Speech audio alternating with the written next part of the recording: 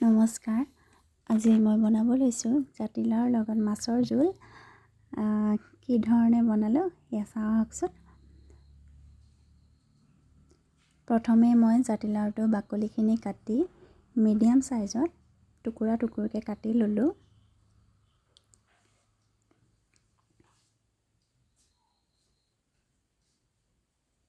এতিয়া মই এখন প্লেটত লৈছোঁ গোটা জিৰা,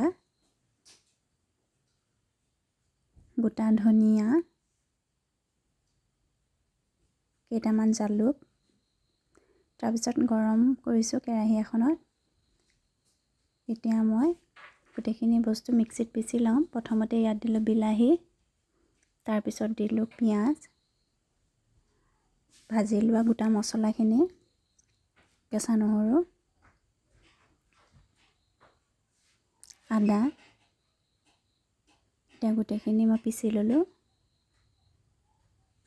তাৰপিছত কেৰাহীত দিছোঁ তেল, হালধি নিমখ সানি ল'লোঁ মাছখিনি।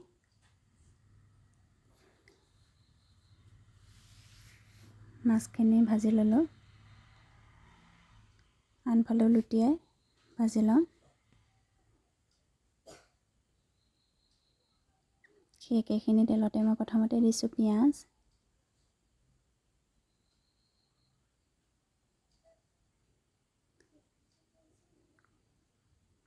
এতিয়া মই দিছোঁ কেইটামান পাঁচফোৰণ। তাৰপিছতে মই পিচি লোৱা মছলাখিনি দি দিছোঁ।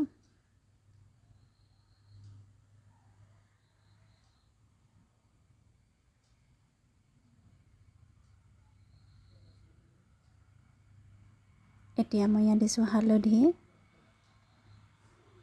হালধিখিনি দি মই ভালকৈ লৰাই ল'লোঁ।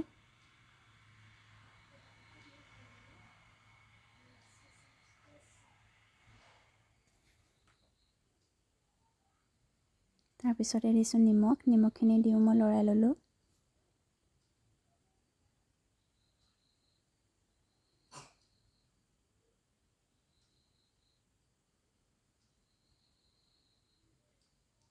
তাৰপিছতে কাটি লোৱা জাতিলাও আৰু আলুখিনি দি ল'ম।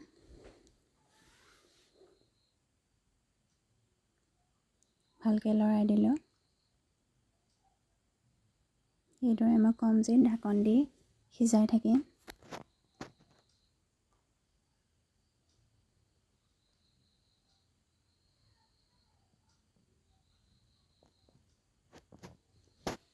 কিছু সময় এইদৰে ভজাৰ পিছত মই ইয়াত দি দিম পানী।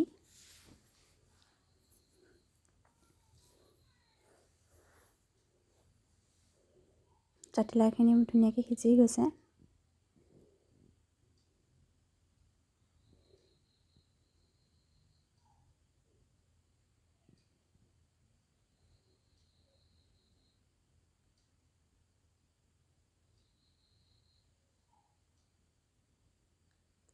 বেছি ডাঠ হোৱাৰ বাবে মই ইয়াত আৰু অলপ পানী দি দিছোঁ।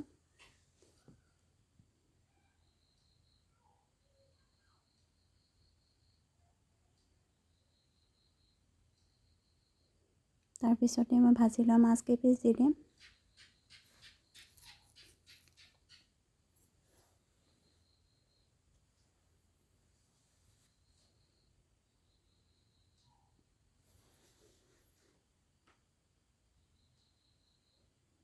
ইয়াত দিছোঁ ধনিয়া, পিচি লোৱা ধনিয়া। ইয়াত আদা, নহৰু আৰু কেঁচা জলকীয়া দি থোৱা আছে, তাৰে এচামুচ মই দি দিম।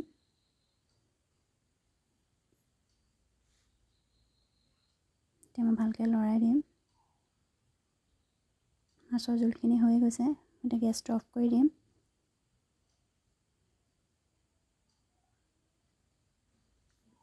জাতিলাওৰ লগত এইদৰে মাছৰ জোল বনাই খাব পাৰে।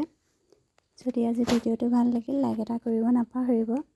লগতে যিখিনি নতুনকৈ চাই আছে তেওঁলোকে ছাবস্ক্ৰাইব এটা কৰি দিব বুলি আশা কৰিলোঁ।